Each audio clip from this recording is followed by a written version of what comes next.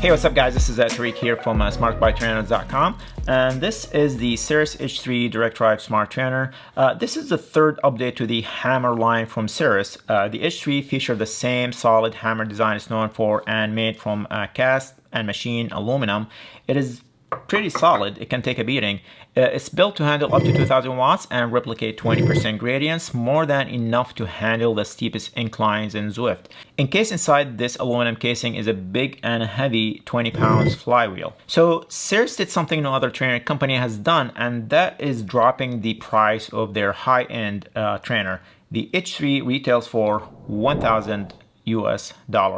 The H3 has been selling for $1,000 or even less for quite a while now, but SARIS or Cycle Ops at the time always retailed it for $1,200. So at $1,000, it's $200 cheaper than the high-end trainer, still feature high-end specs, and it is considered a high-end trainer. And by the way, if anybody wants this t-shirt, I will leave a link in the description where you can buy one for yourself or your significant other or your friend as a gift or something. I will have a link in the description. Check it out. And if you like this video or find it useful, I would appreciate it if you hit the like button. It helps the channel that way. And also remember to subscribe.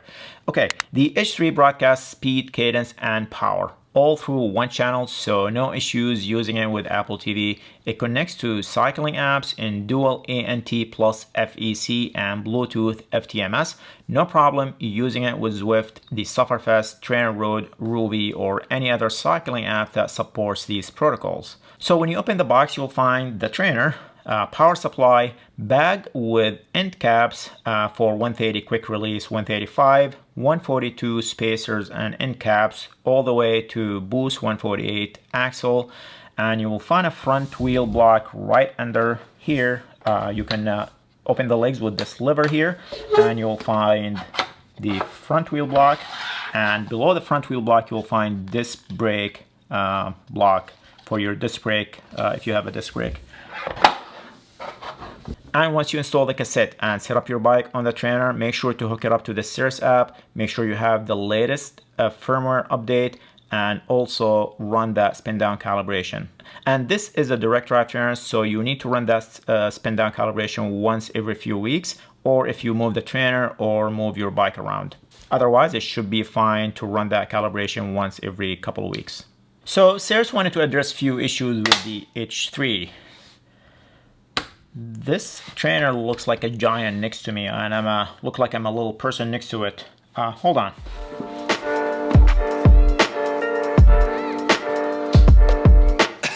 Okay, this is much better. So SARIS wanted to address a few issues with the H3. The noise, overheating issues some experience with previous models, and accuracy, particularly during sprints. Did they address all of them? I think the H3 is very quiet, and I will demo the noise later in this video. As for heating issue, I personally did not have that issue and in the time I used it. And according to SARIS, the H3's internal cooling system will keep the electromagnetic resistance system working and accurate long after your legs have given out. So here you go. Take it from SARIS. As for accuracy, I used the H3 in sim mode and erg mode, and here is a ride I did in sim mode in Zwift. Overall, it was very good adjusting to terrain in Zwift. Nothing to note here. Power wise, it was very close to my other power meters, about 30 watts high on the sprints, which isn't too bad, but then you see these little separations like in this section and here, and a little bit high here. Overall, I would say it was okay. However, my only concern here is it was measuring higher than my crankbase power meter or Osceola pedals. That should not be the case with a direct drive trainer. If anything, I would expect it to measure a little bit lower, not higher. But let's take a look at this erg mode workout, and you will start to understand what is going on here. Here's a 3 by 10 minute workout, the same workout I usually do to test trainers at different flywheel speed. First block, small gear, it was perfect. Second block, bigger gear, still good. Third block, spinning that flywheel over 25 miles per hour in a big gear, not good at all, actually pretty bad. In this case, both of my power meters, the Osceola and my crankbase, were only off by 3 watts, and the H3 was measuring 13 or 12% higher. Going back to my sim mode ride, now this is from a different ride, and I intentionally wanted to see how the trainer does during descents, and here you go. In this section, I was going down a climb, spinning the flywheel and pushing down on the pedals. As you see, there's a big separation in that 2-minute section. The H3 averaged around 195, 196, and my Osceola averaged about 170 watts.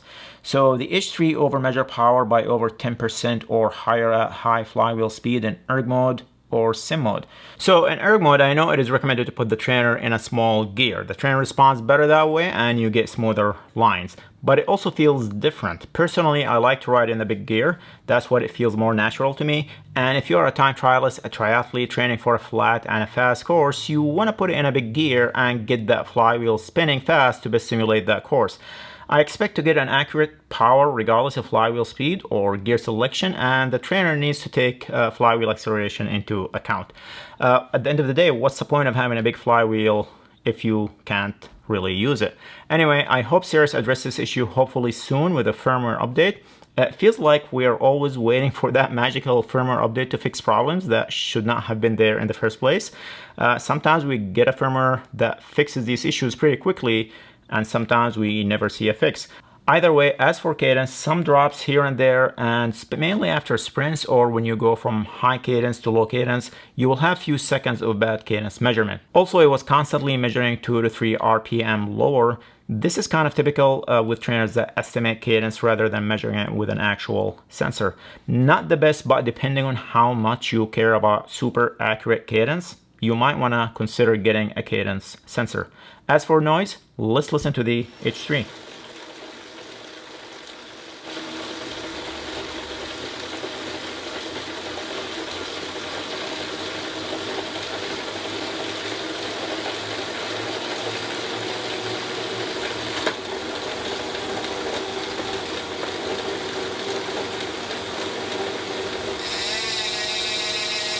Very quiet. SARIS did a good job quieting it down, not louder than a Neo or a Kicker. You will only hear your chain. Okay, the H3 is a very well designed trainer. I love the look and how solid it feels. It's very quiet. The price is very attractive, but the accuracy issue is making me hesitant to recommend this trainer at this point. The majority of you might not notice this problem, but also there are other trainers out there that don't have this. I will keep my eyes on updates for the trainer and I will keep you posted. Okay, that's all I have. Hope you find this review helpful, and remember to always check out the price tracker on smartbiketrainers.com for best prices on the H3 or any other trainer. And if you find this video helpful, hit the like button. Remember to subscribe. Thanks for watching, and I'll see you next time.